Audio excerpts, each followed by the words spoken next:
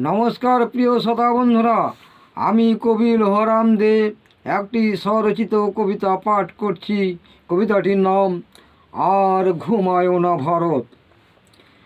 আর ঘুমায়ো না, হলো যে ভোর, কখন কাটবে নিদ্রা ঘোর।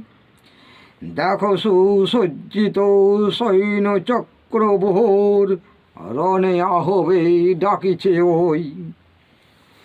কাপুরুষ বলে দেই যে গালি, তরবারি ফেলে কোথায় পালালি।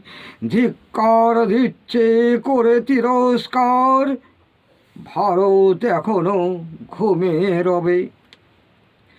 কত অপমান সইবে তুমি, হে আমার ভারত ভূমি। কপালে তিলক নামা বলি পড়ে। দেখো দেখো ওই পশ্চিমে ভানু রক্তিম আবার ডুবিবে এখনই। জয়দ্রথ বধের সময় কই। আর ঘুমায়ো না ভারত ভূমি, পঞ্চ পাণ্ডবের জননী তুমি। সমরে পাঠাও বীর ধনঞ্জয়।